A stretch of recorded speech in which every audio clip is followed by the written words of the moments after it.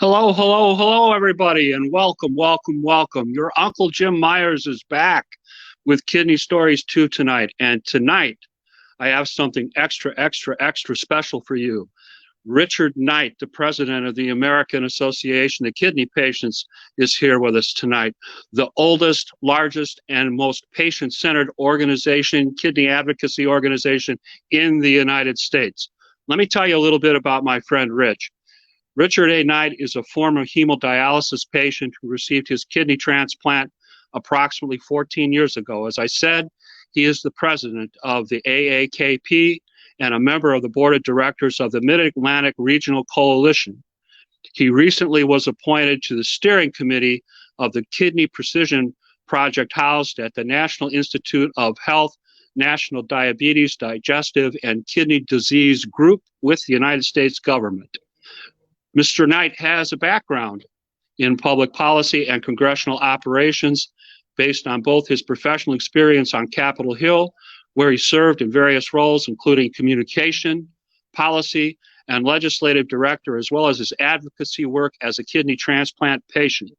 While working in the United States House of Representatives, Mr. Knight served as a liaison to the Congressional Black Kidney Caucus.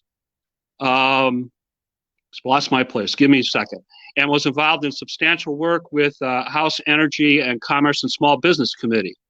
Richard's knowledge of the executive branch of government and procurement policies is based on direct experience with the federal government as a contractor and as a 10-year co-chair of the Baltimore, Washington quarter of the Chamber of Commerce and their annual regional government procurement fair.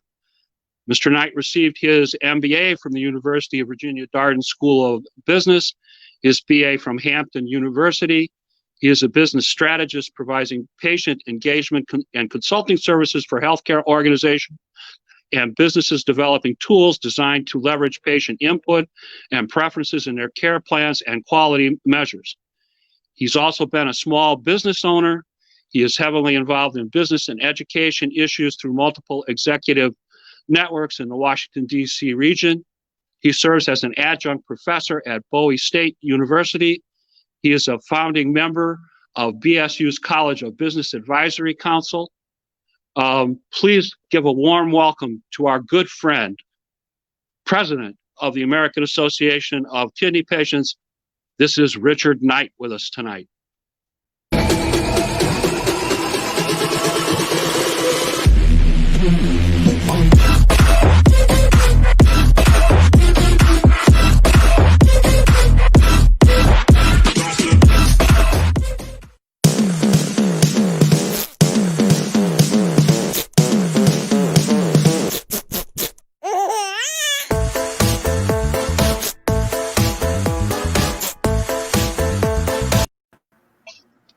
Richard, how are you? I'm doing well. Listen, thank you for that introduction. I really appreciate it. Oh, well deserved. Well deserved. Glad you're here with us. I want to talk to you a little bit about your kidney story, and then I want to get right into the things that the AAKP that they're up to right now. So let's start right off with the top. You have suffered from kidney failure. What caused your kidneys to failure?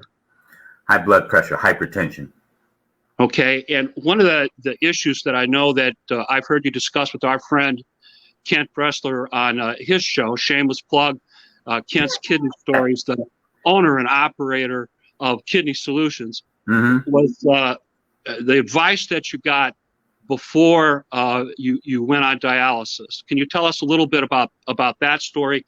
And in particular, I'm interested in whether you were ever advised about preemptive kidney transplant. Well, let's begin with the end. No, I was never advised about a preemptive kidney transplant. And unfortunately, like many others, I crashed into dialysis. I was under the care of a primary care physician. I was receiving medication for my high blood pressure. It didn't work. And one of the things that we have to deal with, and I found out after the fact, is that many times we aren't properly diagnosed by a primary care physician. And let me say this, it's a very difficult disease to manage. Primary care physicians are doing a lot of things. They're talking with people, covering a lot of different areas. And many of them would just miss this because otherwise I was fairly healthy. And it first started back in 1996 when I went to get some life insurance, but I could not. I could not because I had protein in my urine. Now, after the fact, and I read it, it burned in my mind a whole, just stuck in my mind when I read the statement that protein in your urine is a clear indication of impending kidney failure. But my doctor told me, well, the insurance companies won't give you insurance if you have that. And it's just, something that they do. I said, was there a cause? Can I take a pill? Can I get rid of it? I clearly remember him not mentioning anything with respect to kidneys. That was in 1996. In 2004, I ended up on dialysis. So it took several years, but the point that I want to make is that if we identify this disease early enough and with purpose, we can slow the progression. We can educate the patient. Then we can talk about one of the options, which is a preemptive transplant. The key is going upstream. So what I say to people is, and I'm going to say this, I don't blame the doctors. That's on me. I didn't know enough. I did not do it. I didn't learn enough about the disease.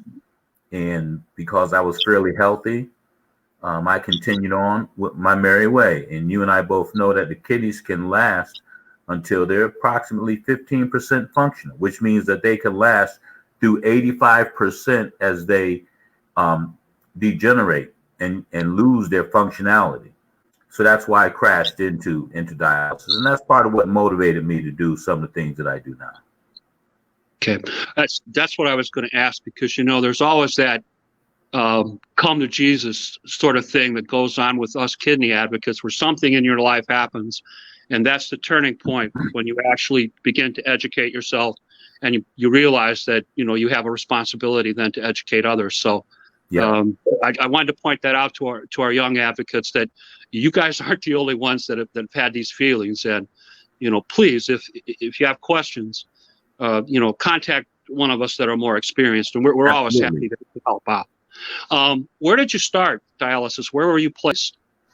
I was placed I live out in Maryland, so I went to a place that was in Lanham, Maryland, about 10 minutes away from my house. I lived in New Carrollton, Maryland, and it was one of the LDOs, a DaVita facility. And, okay. And the interesting thing is, I clearly remember this being in the hospital. You read in my bio that I was chair of a procurement fair done by the Baltimore Washington Corridor Chamber. I had a procurement fair going on when I was supposed to be released, but they had not found a facility to place me, so they wouldn't let me out. And that really, I worked hard on that. And, of course, you want to get it on with your life. They started dialysizing me in the hospital with the catheter in my neck. And I was just ready to go. If I got to go, let's go to a facility and let's get it on. But I really wanted to get out to the hospital and try to get back to as normal a life as one could. Okay. Talk to us a little bit about your involvement in the community, your employment pre-dialysis, because I understand your facility was very flexible with your schedule. So I want to indicate to people, just how busy you really were.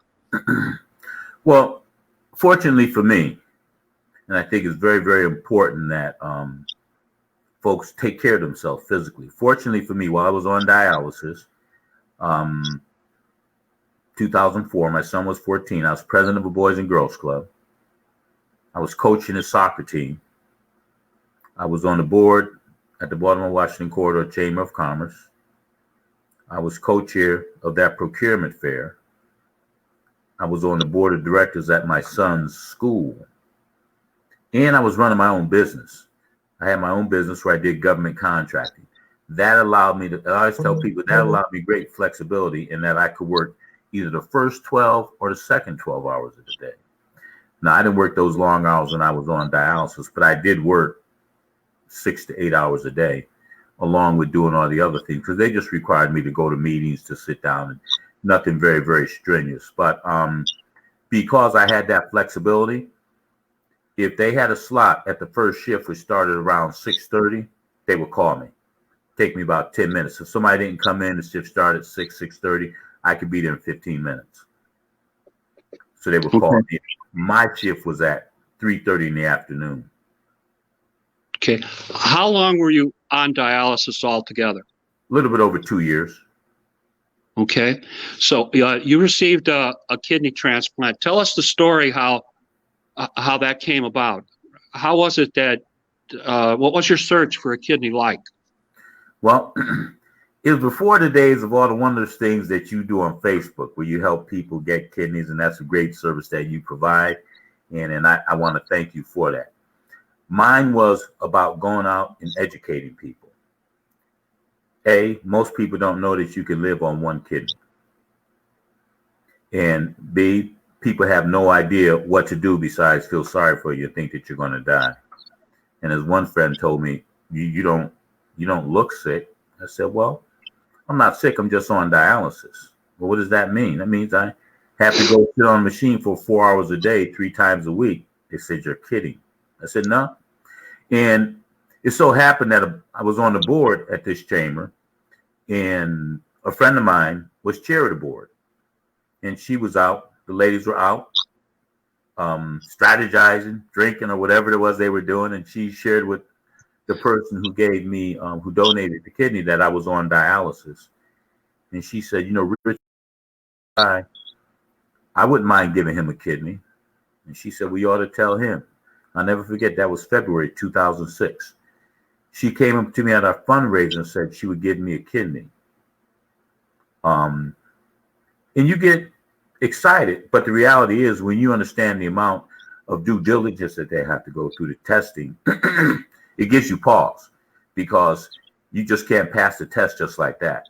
If you have a hint of being diabetic, if you're overweight, if you have some other issues, you're not going to pass the test. But she did. Mind you, now that was in February of 2006, and my transplant didn't happen until October of 2006. She changed jobs and had to wait until she accumulated some time, which is one of the reasons why we support the Living Donor Protection Act. Okay, and I promise you, we're going to talk about that tonight. I promise. Yeah. Okay. What was this heroine's name? Jamie Costas. Oh, big thank you to her. Thank you for donating. Absolutely. You know, Jamie, I apologize, because I should have sent you an email so you could be watching us this evening. But she is active on Facebook, and we do keep in touch. Well, you send her an email, because I promise there'll be an instant replay. Okay. So there's lots of folks that watch the show after the fact, Rich. Good. So probably more of them after the fact than actually during the showtime period. So it's been kind of surprising to me, but that's the way it works. Okay. And just one more shameless plug before I continue. Our friend Jarrett and his brother that's producing the show tonight, they also work with people that are trying to find a kidney donor, and they do a pretty good job. They're pretty innovative with the things that they post, and you know, they help Steve out with the outreach network here. So we want to do a shameless plug for the Brown brothers too. While we're no question, and Jarrett is known for his tremendous special effects. Yeah. Yeah, he makes as the viewers know from watching the program. So yeah, that's great. All right, so where were you transplanted? What facility? Washington Hospital Center. Good. And again, I even did the research for that. When I was in dialysis, I had to share with my nephrologist that we're going to look at the Washington Hospital Center. They've got a very strict criteria, as opposed to Johns Hopkins or University of Maryland. And I said, now, Johns Hopkins would be good for your patient over there. Where are you getting this information? I said, it's all online. And you have to match yourself. I said, I'm fairly healthy. So they had for example, you couldn't be overweight. You couldn't be diabetic.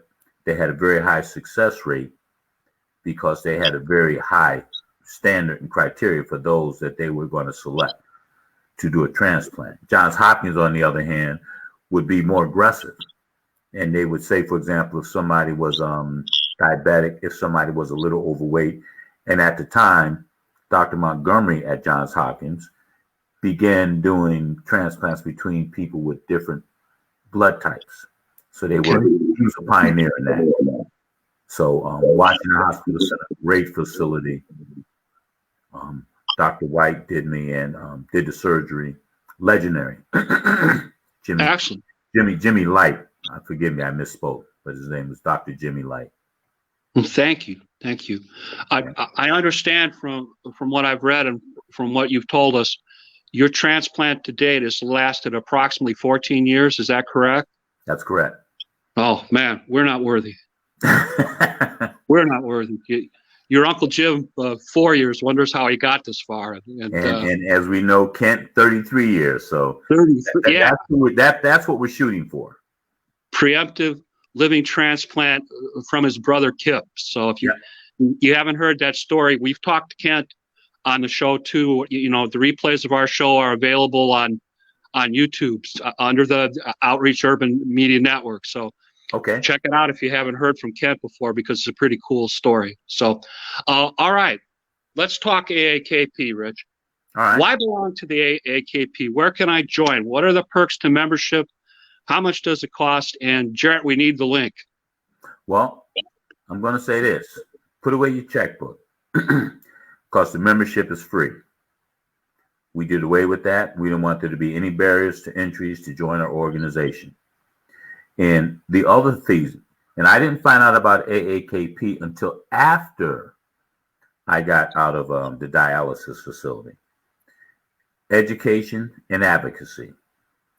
We want to help you help yourself.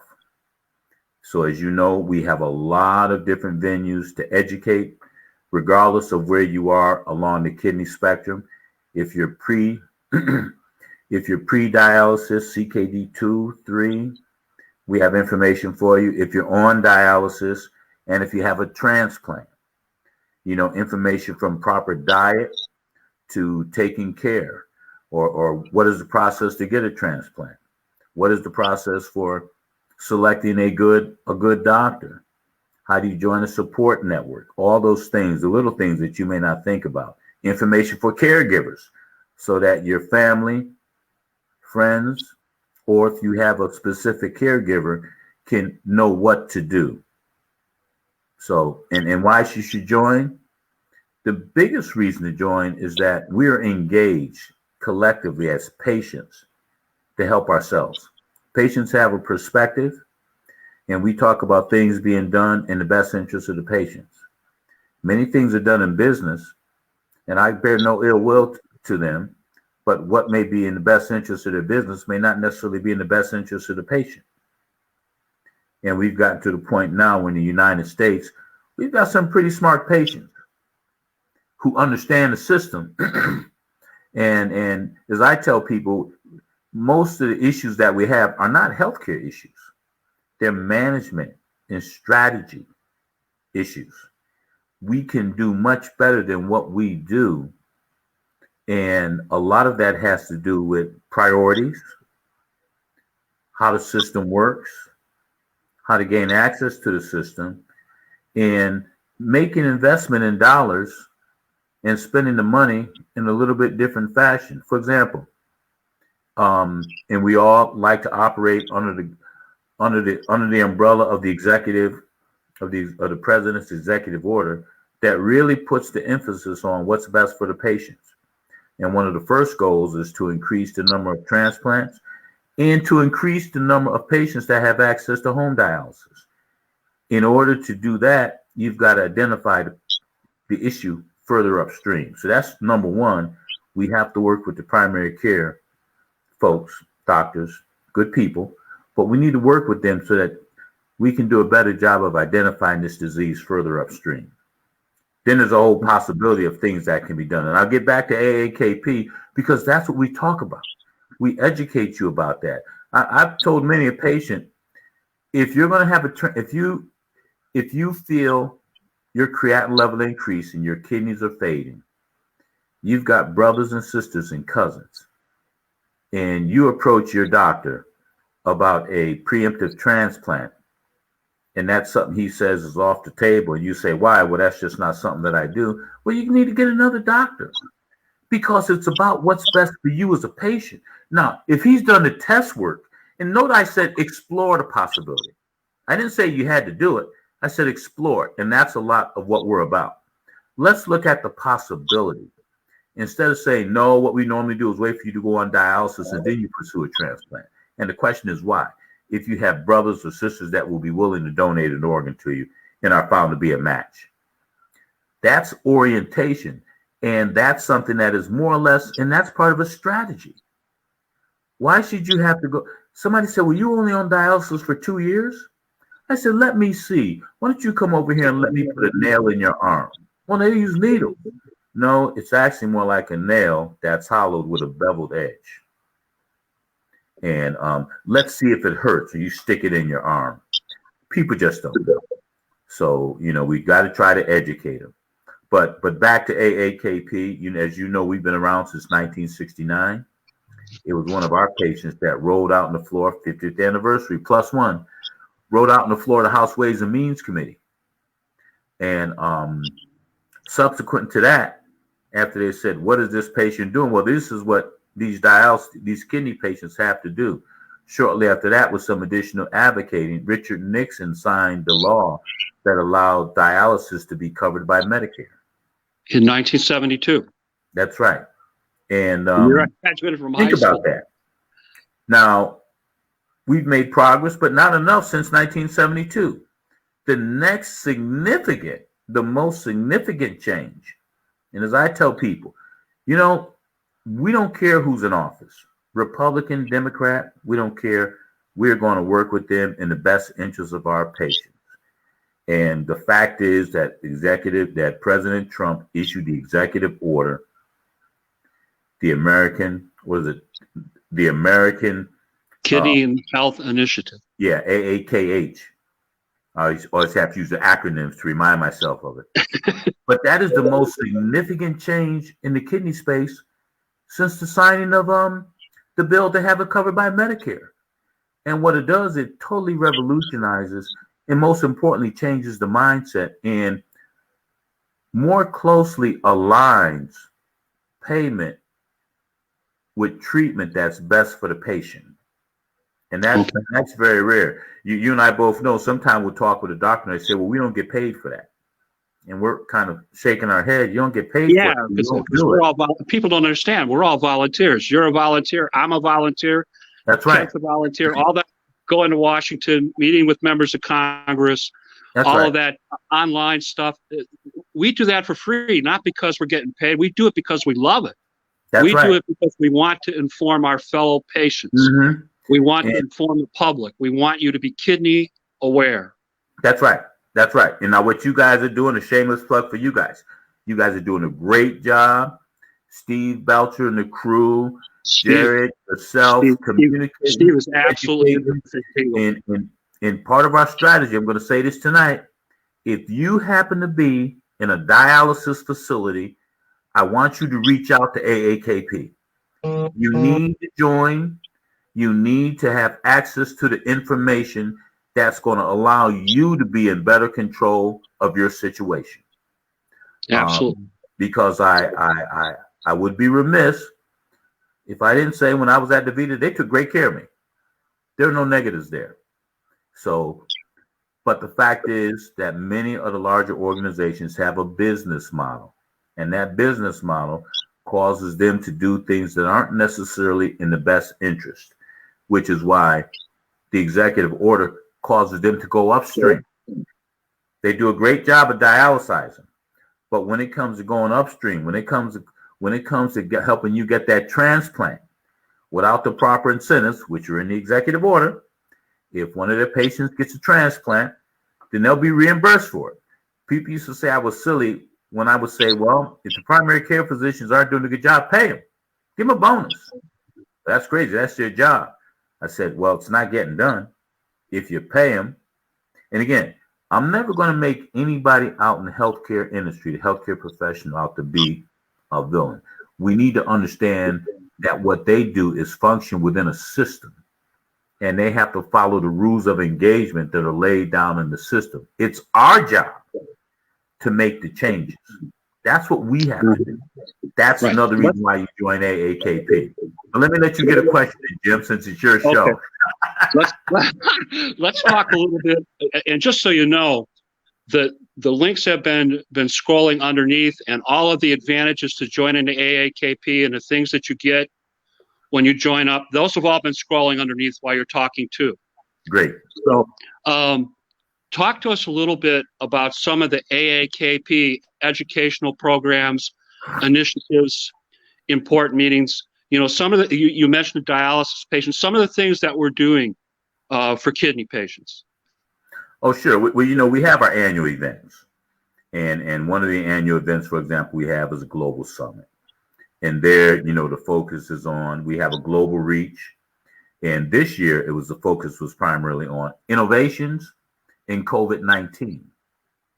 COVID-19 has brought about a lot of innovations. How do we handle it? What's best for the patient?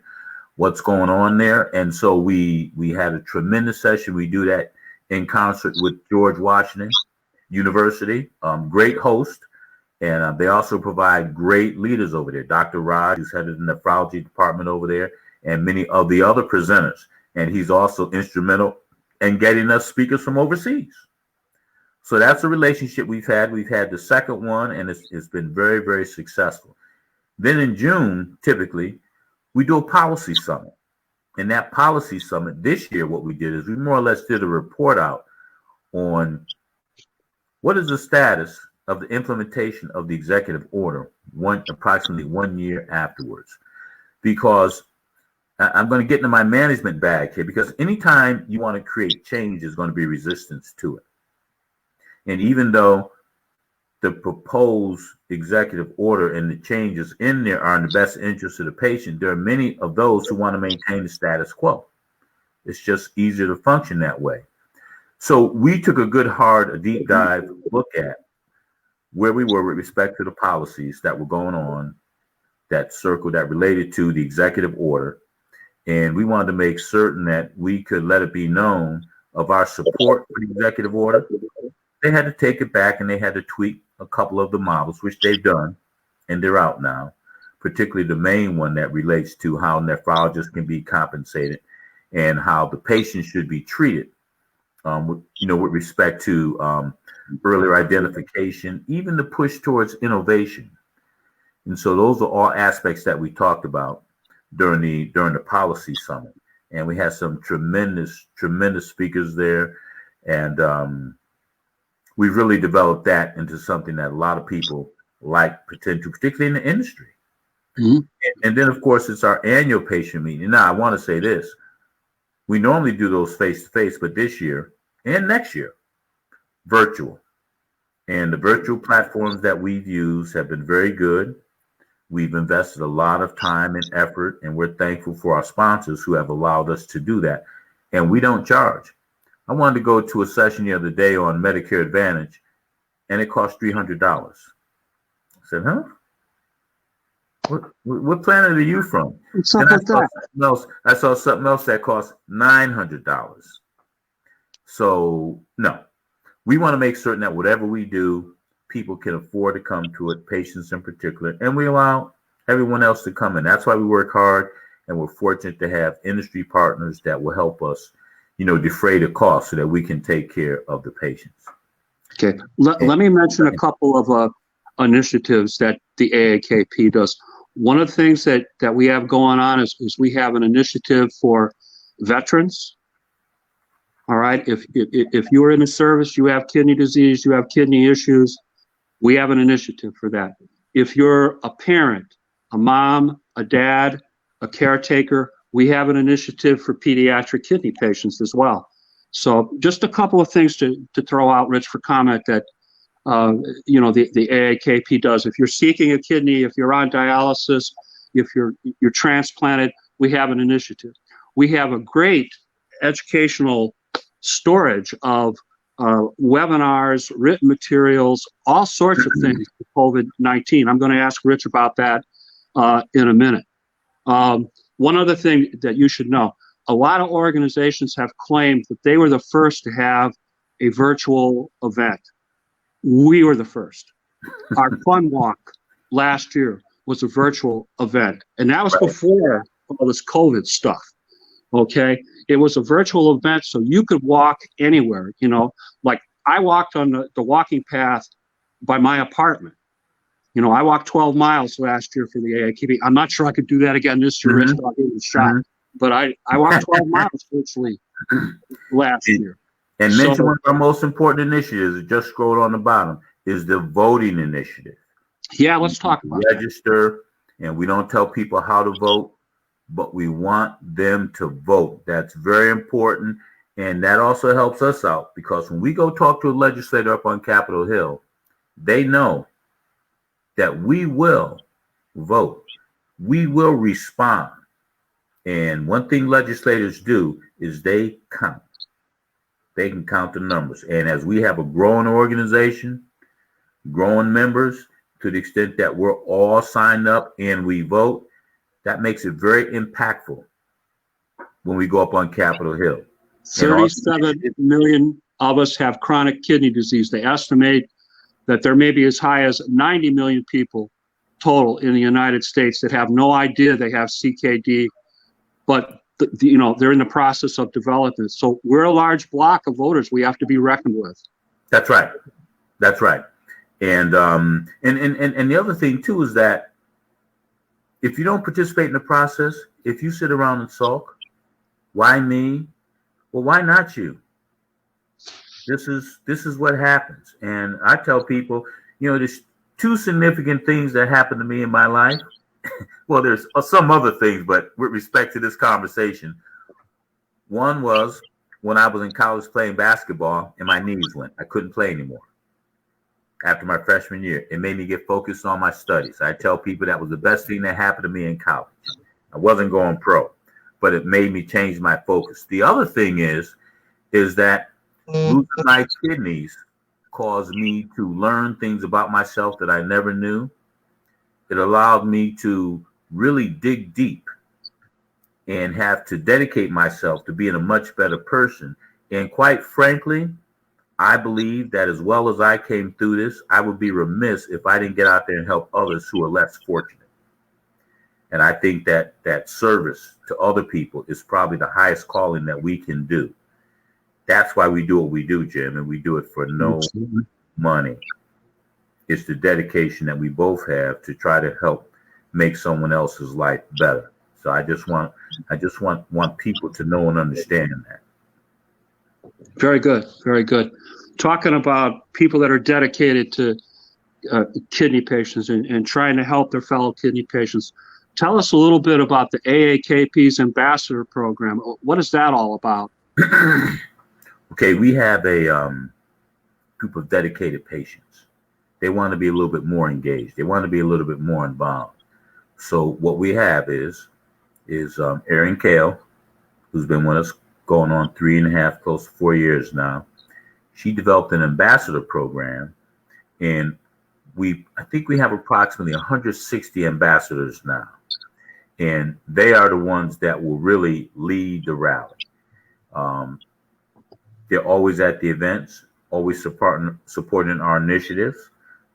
Folks like Jim Myers, who develops the pediatric newsletter, guys like that, like Kent Bressler that does his kidney stories and helps shares information, serves on the board, talks about the preemptive transplant and a number of other activities. It's those individuals. They're active. Although we focus on a national level, they keep a pulse of what's going on in the local scene and at the state level. Because, of course, any congressman or congresswoman does have a state to which they occasionally may visit and spend some time there. So we advocate up on Capitol Hill. Now, COVID, when we've done our Hill days, we've continued on. We've just done them virtually. And we've had the similar or greater impact doing it virtually as we did going up there face to face. We've done it with the Renal Physicians Association. We've done it with ASN. I think we've done something with the transplant folks, AST, ASTS, And it's been very effective, very, very powerful as we let our voice be known. So the ambassador program, we have our patients that are most committed. When I tell people about membership and I say, well, you got several options, but if you really want to be involved, you want to take a look at the ambassador program, and I turn them over to Erin, and she'll take them through an orientation process, give them the information. And shortly we will be even adding another level of insight and education that will be available to the ambassadors that will be rolling out, say, over the next 4 to 5 months. So we're real excited about that. And I would say that Roberta Reed is a proud AAKP ambassador and a good friend, and always doing something and working on behalf of the patients. I saw Lisa Baxter roll through there earlier, and all my buddies. They're Pennsylvania, up in New York. I'm just sad that I can't go up there and hang out with them as I was able to before COVID, but we're still in touch virtually. And like I said, they're both involved and engaged in the ambassador program, and I really appreciate their participation. So again, we've had a number of people that have gotten excited. They've joined AAKP, and to the extent they want to get more involved, they've joined the ambassador program. That is a program that's going to continue to grow. It's going to really, over the next 12 months, it's going to grow by leaps and bounds, because we've got a lot of interest and a lot of patients are signing up. Go ahead, Jim. Back to you. One other thing I want to point out about that program, we do not limit ourselves to ambassadors in the United States only. If you're from a foreign country, like we have ambassadors from India, we have ambassadors from Ireland, many foreign countries. We want you to be involved. We want to exchange ideas internationally about how different countries are dealing with kidney disease and kidney issues and kidney legislation. So don't think that the AAKP, their ambassador program, is just limited to the United States. You can write Erin as a potential foreign ambassador and get information that will help you. So again, her email address has been scrolling underneath, Rich, just so you know. That's right. And to answer your point, Jim, when we did the Global Summit, correct, we reached out to participants from 70 countries, 70. And let me tell you something.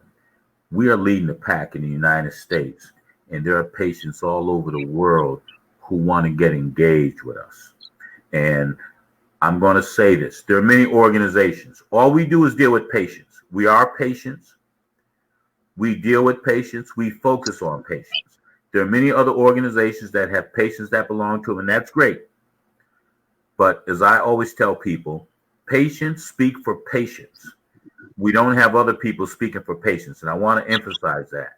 So we're not going to have somebody bring you in a room and start talking, and no, it's patients.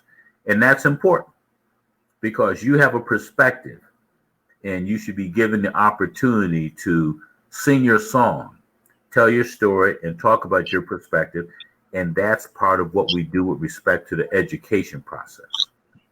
But what do they teach us? If you speak directly to your member of Congress and you tell your kidney story, they remember almost 100% of it. If you speak to a health liaison or a member of their staff, they'll remember 70 to 80% of your story. It's your kidney story that persuades members of Congress to act. That's right. That's right. And they're often moved by it, because believe it or not, there are many of them that have some type of experience, either with a relative, with someone that they know, and in many instances, even a staff person. You'd be surprised. Oh. And once you connect on that level, you've got their ear. And again, part of the education process is educating the patients about the different types of legislation. And just because somebody else supports it doesn't mean that we do. I get that question. Why don't you guys support that? I say, because it's not in the best interest of patients. Somebody said it is. Well, yeah, but they're not a patient. So they might have told you that, but when you really look at the legislation, it's not, and we're not going to support it. Rich, what do members of the board of directors do? What is that all about? Well, the board, obviously, they're the ones that help us set the policy, come with these ideas, help us roll it out, responsible for taking a look at the budget and how we manage the organization, because we do have a decent amount of funds that come in. And I always tell people, well, just because you disagree with me, I'm not mad at you.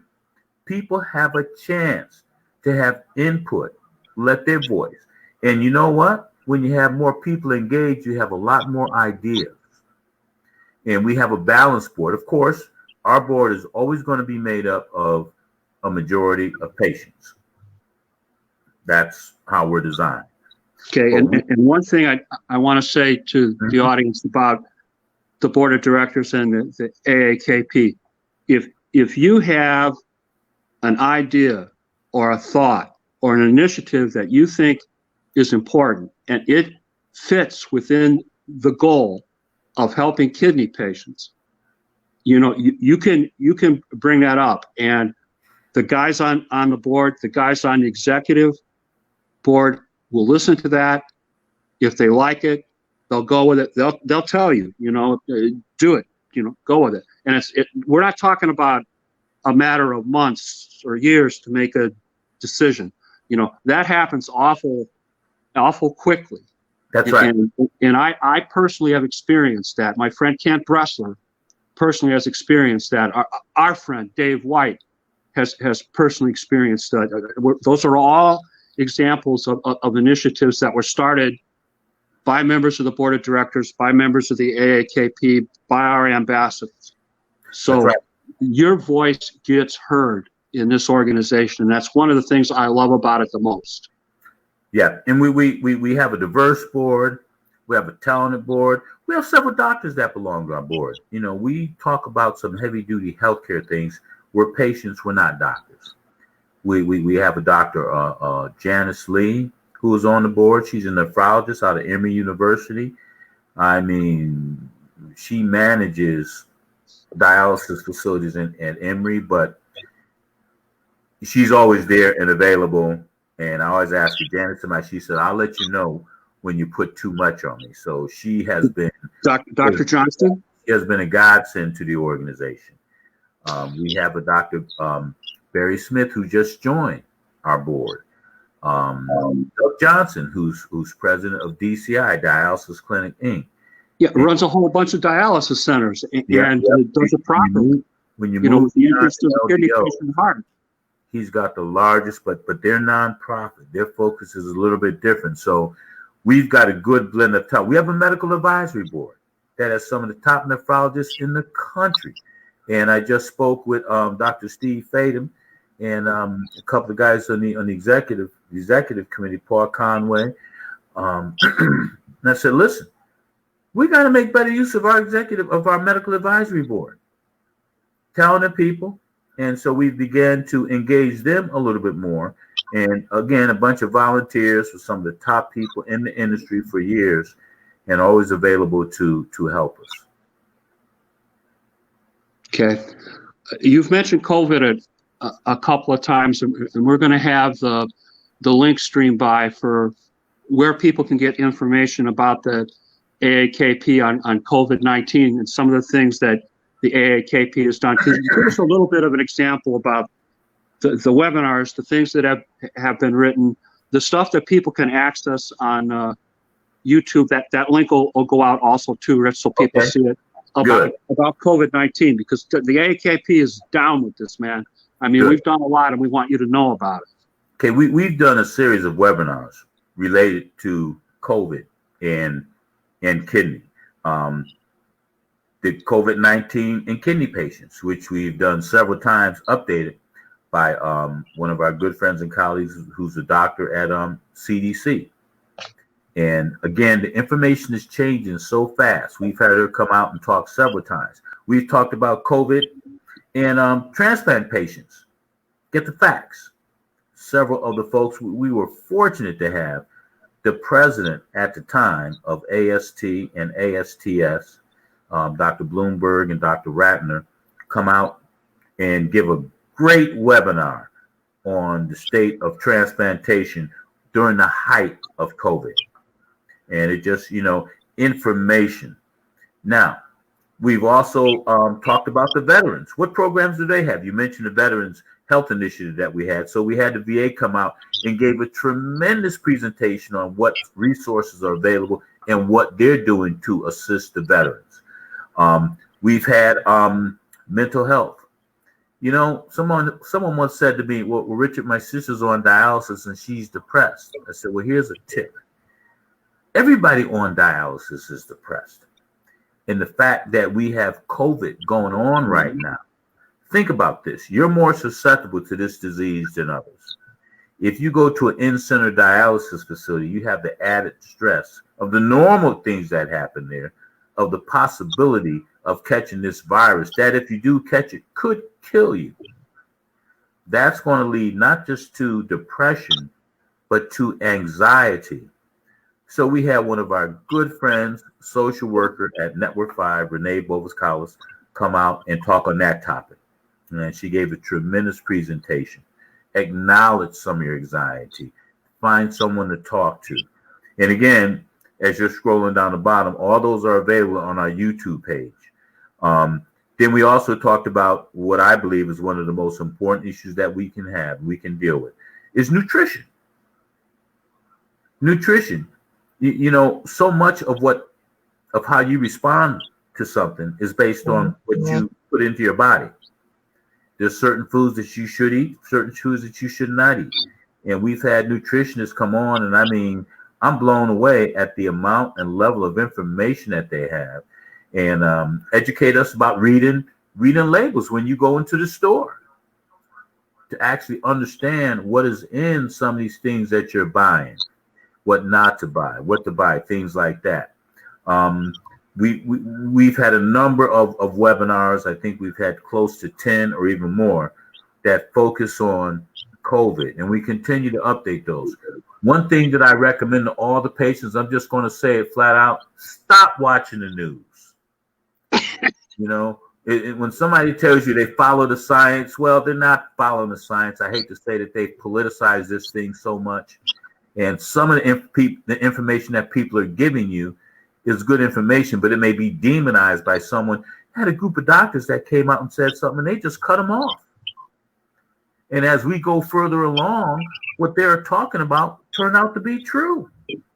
So go to the website, and we don't just have our webinars, but when you go to the website, we have links to the various government agencies, whether it be the CDC, whether it be the FDA, and other agencies that can give you trusted information about this disease, about resources, and other information. So you don't have to sit there and listen to what they're telling you on television. That I'm just saying, it's just not in the best interest of patients, of people who are very vulnerable population.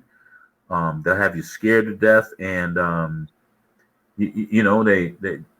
they take information from the CDC and put it on TV, and people go crazy accusing them based on who presented the information. But it's the same information, so be very careful about the information. And if you have a question, send us, and we'll try to get an answer to your question if you have a technical question about yourself and COVID. But Jim, I hope that covered it, and we're going to continue providing webinars as this virus goes on. There's a lot of changes that are taking place, and we want our people. We even talked about COVID and going back to school. We had a session on that. So right. We really try to cover the lay of the land. We've talked about telemedicine, which is very big during COVID, because why should you have to go into a doctor's office? If you're involved in a clinical trial, is it really necessary for you to go in? So we want to make certain that you take all the precautions, as many as possible. And we want to make certain that for example, the nephrologist can be properly compensated if they engage in telemedicine versus you having to go into the office just so they can get a different reimbursement rate. So CMS has been responsive to that. There's a lot of people doing some good things for patients, and sometimes that message doesn't always get out there. Okay. Let me ask a question about a couple pieces of legislation that are near and dear to our hearts. Certainly. The immunosuppressive drug bill and the Living Donor Protection Act. What kinds of things are the AAKP doing about kidney legislation? Well, again, that's where we really stand out through our social media, through our ambassadors visiting their respective representatives and letting them know that we support this legislation. Immunity suppressive legislation, we are as close to that as we've ever been. I attended the committee meeting, and Dr. Burgess read into the record the letter that AAKP signed along with AST and ASTS. And it came out of that committee, and now we're trying to get them to move forward on that. American Society of Transplant, American Society of Transplantations. Yeah, American Society of Transplant Surgeons. Sorry for the acronyms there. Bad habit. No worries. And with respect to the Living Donor Protection Act, if we get people to step forward and donate an organ, we want to make certain that there's not negative pushback, for example, from the insurance companies and others. For example, if you donate a kidney, you're going to take a number of tests, and you will not be able to donate that kidney unless you're very healthy and the doctors believe that you donating that kidney won't harm you. However, if you go to get insurance after that, you have a tough time and you may not be able to get it. I'm talking about life insurance or disability insurance. You can't get health insurance. But life insurance, if you're working, if you're a husband or wife working, that's something important. Long-term care. Absolutely. Long-term care, disability. The fact of the matter is, if you compare someone who has donated a kidney, their help to the regular population, then you're going to find that these people who donate the organs are much healthier, or else they wouldn't have passed the test. So the reasons for them not being able to get the insurance. So the Living Donor Protection Act puts some rules in place that will protect that donor, because we don't want to penalize someone for making that ultimate gift of life. And again, that legislation has taken hold in many states, but not yet passed at the federal level. And the unfortunate thing about legislation, in many instances, it moves very slow. But we're going to stay at it. We're going to continue. We're going to continue going forward till we can get it done and we get over the finish line. Okay. I promised you when we were off air that I would give you an opportunity to talk about kidneys and the disparity in healthcare based on race and ethnicity and what the AAKP is doing about it. And specifically, I read an article that you wrote on Juneteenth about disparities in healthcare. So can you talk to us a little bit about that? Well, disparities in healthcare have been around for a while. Obviously, COVID-19 has simply magnified. And so now we have more patients. For example, I live in Prince George's County, 61% African American.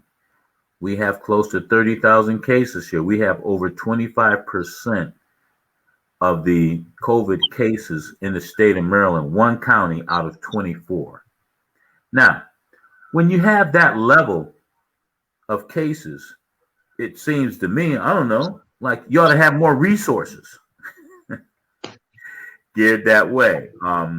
Sometimes I have to wonder what motivates people, but again, and there's other factors. I don't want to make light of it, Jim, because it's very serious. You tend to have, because of the employment situation, you will have people living together in multi-generation houses, son, father, mother, grandparents. If that son goes out to work and comes back in, there's a high probability or a chance of passing that on either to the mother, father, certainly to the grandparents. African Americans make up 12 to 13% of the workforce, but represent 31% of those in transportation positions, taxi drivers, bus drivers, positions like that where you have exposure, mail carriers, people who work at restaurants.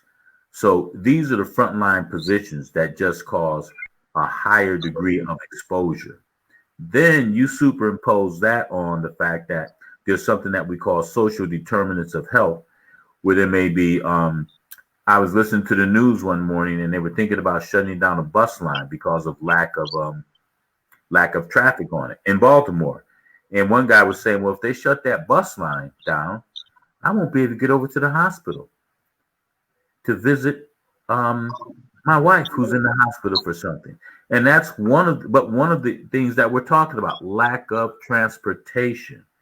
Now, it seems that the individuals that are impacted by this the most get the least resources. And the one thing that COVID has done, and some of the other social unrest that's going on in the country right now, I think have caused people to take a new look at some of the systematic racism or bias that may be occurring that we need to deal with. Because the reality is that everyone should have a chance to have equal access to health care. And as an organization, we're doing a lot, but we have to do more. We have to do more. Listen, my executive committee, and with Ed Hickey, Paul Conway, these guys are sitting down and we're writing articles and coming up with ideas, and very sensitive to the situation that's out here, along with Dan, who's the current secretary. So we've got a very engaged, a very concerned executive committee along with the board, and we're working with a number of other people coming up with strategies that we can use. That's why I'm adamant about getting more access to individuals who are in dialysis facilities. Many of the people in dialysis facilities in Washington, D.C., and I'm not talking about over at GW, I'm talking about in Washington, D.C., in Southeast Washington, and other places like that, up in Baltimore, that Steve is always pointing the camera at. I need to talk to them. These are the ones that I want to talk to, because these are the ones that are getting the least information. And the reality is sometimes they're not getting the optimum assistance and help. Okay. Rich, we're pushing the clock a little bit here. I have one question I want to ask you that a number of my kidney friends have asked me. It's about the American Kidney Health Initiative, the president's executive order of July 2019. Mm-hmm. And one of the questions that I'm asked over and over again, and I know you and I have discussed this privately, but I want our kidney friends to know, what happens if Biden wins the election in November to the initiative? What is the AAKP doing reference to Biden camp? Well, we're going to make certain that there's some continuity, because again, now we know that this is an executive order, but here's the good news. The good news is that this disease impacts everybody regardless of party.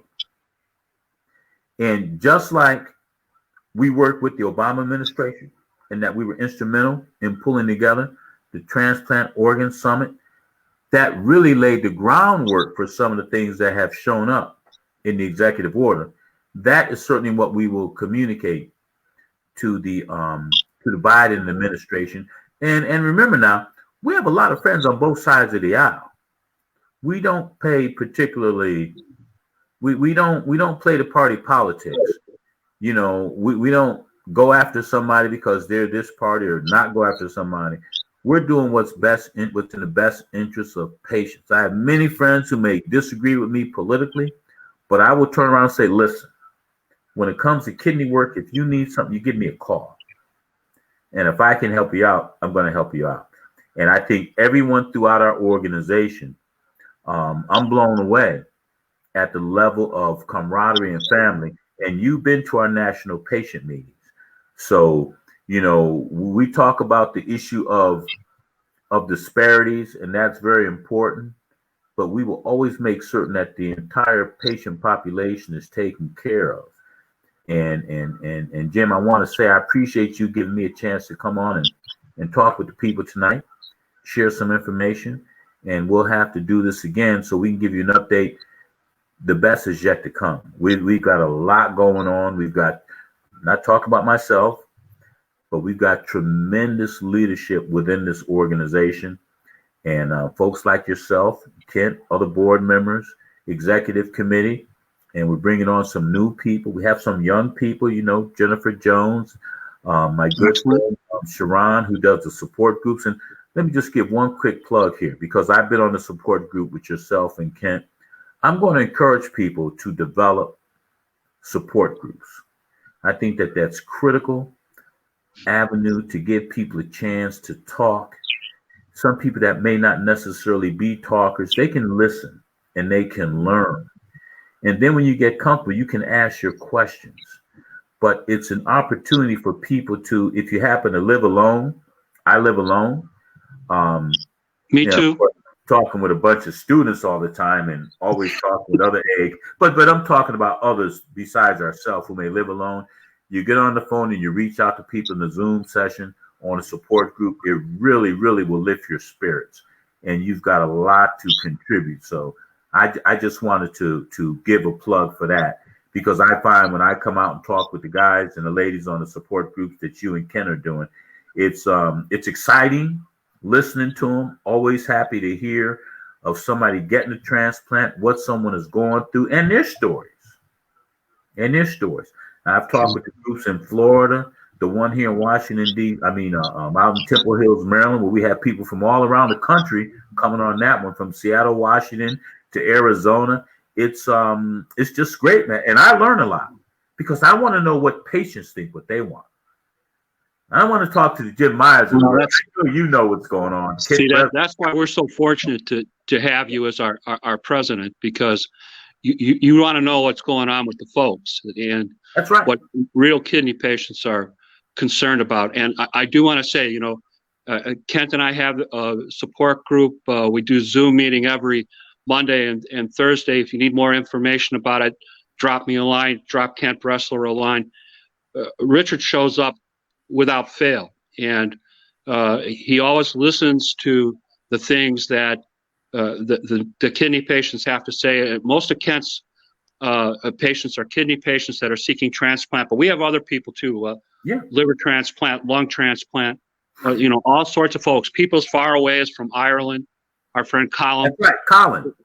From Ireland. So, you know, everybody's welcome. All you have to do is let us know you're interested. But the thing I love about Rich is that, you know, he'll show up, he'll listen, he'll give advice, you know, but he is interested in what you have to say. He is interested in what kidney patients have to say. And that's what our organization is all about.